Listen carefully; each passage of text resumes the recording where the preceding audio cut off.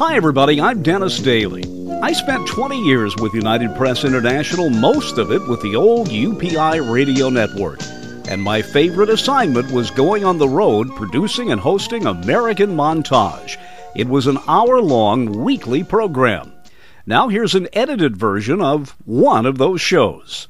I hope this doesn't sound like a naive question. Are you aware of the fact that you are one of the truly animated people when you speak? I mean, I can imagine you as a child. Today they probably would have given you Ritalin because you were too hyper. I was like that too. But you just light up when you talk.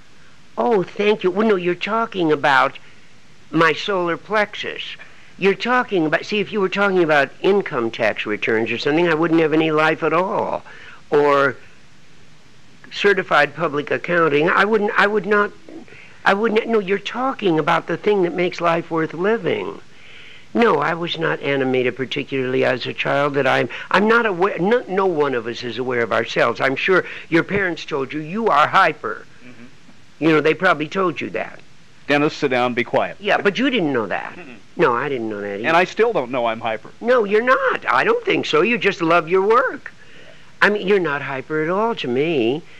You're just one of us, somebody that really, genuinely is, you grab the words right out of my mouth. If I'm talking to somebody not that interested in what I'm saying, I don't have very much energy. But see, what is the wonderful word? Symbiosis, they say, the chemistry between you and me, because I'm enjoying this, we're probably, it is then like theater in a way when you're playing off someone. If you can bring the chemistry, if you can bring that audience up to that chemistry, sometimes they don't realize how important they are to the performers. Sometimes they don't know that we listen, and that we feel, and we have tentacles, and we know even if they don't make any noise at all, they're with us. They hear it. They're concentrated. They're pointedly listening to what we're saying, and sometimes I can feel it emotionally. Was Vegas a difficult thing? I say this only because I interviewed Andy Williams at his theater in Branson, Missouri. Yes, and I'm going there. He says the thing he likes about Branson is he doesn't have to talk over the sound of cocktail glasses clinking. Oh, really? He finds it a more family, more attentive audience in Branson by its very nature than Vegas, yes. Because they came to see the entertainment. Aha. You'll like it there. Oh, I'm glad to know that. I didn't know. It's like no other place. It's a little tiny Ozark town, like the character you were talking about. That's right. About 6 miles of very narrow road in which there must be 40 theaters that various stars have built, and all year round, not as much in the winter, but all year round, Tony Orlando, Andy Williams, the country stars, they're all there, and the place it's the biggest traffic jam since Los Angeles. Yes, I saw it on, 60 Minutes.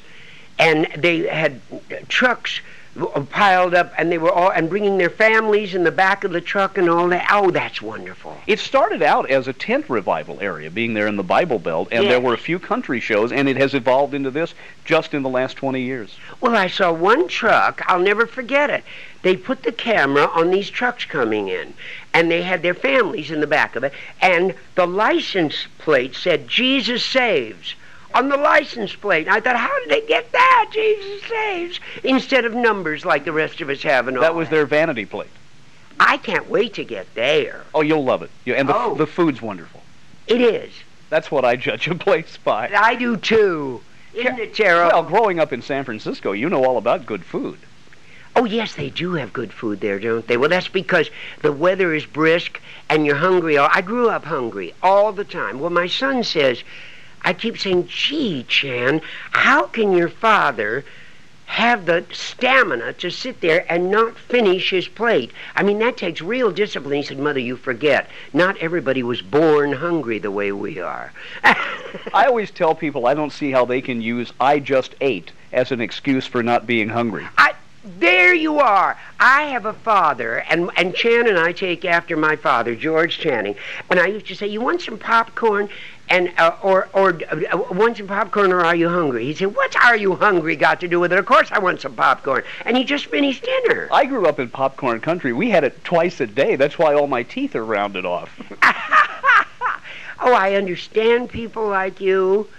But then you appreciate colors, too. You appreciate painting. You appreciate, oh, well, see, it's all creative work. That's what it is. One more thing. The arts, I started to say, the funding's being cut back. The funding is always being cut back on the arts. It seems to be a sacrificial lamb in any political campaign.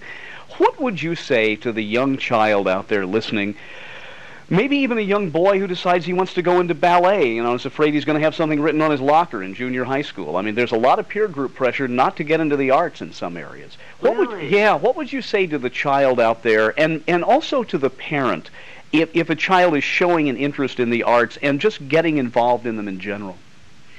Well, I have to use my own experience. Growing up in San Francisco was like a metropolitan art colony.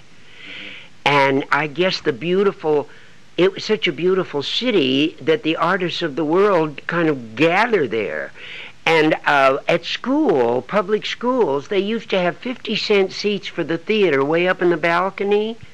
And now they have $2.50 seats. They're called the Carol Channing seats in the Curran and the Geary and the Orpheum, and the Carol Shorenstein made it that way. She got so mad. I said, Carol, can you put the last 2 rows with just the least amount you can possibly put to charge for the seats? See, I was exposed to theater, and I was exposed to the latest, they had Van Gogh's paintings there, and I looked at the cypress tree and I thought, isn't that funny? He was as insane as can be, but he painted that cypress tree as if it was insane, because he told the truth when he painted.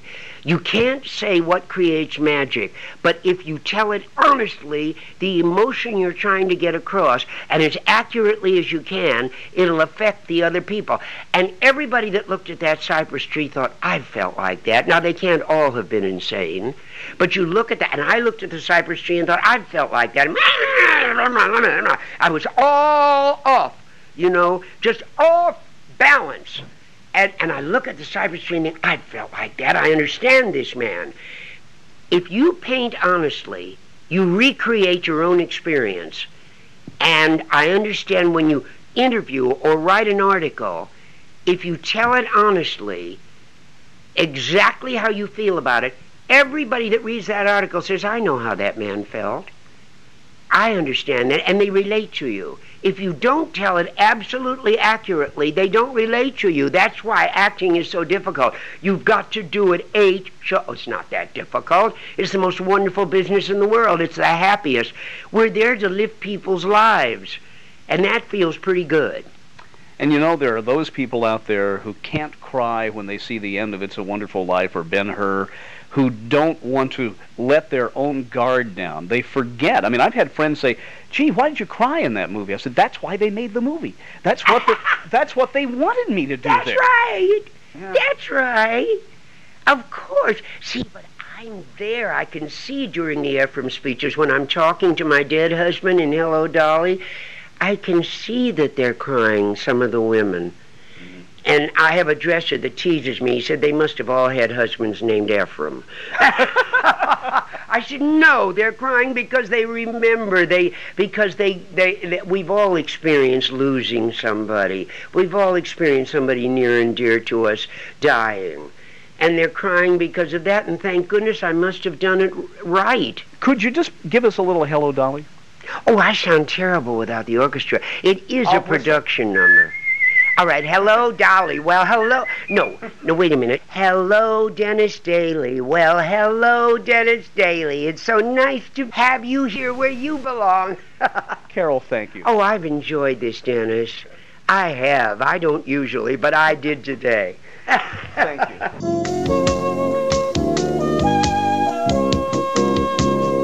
And there you have it, another edited episode of one of the American Montage programs prepared for the UPI Radio Network back in the 1980s and 90s.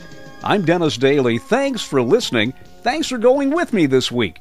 And check YouTube for more American Montage programs.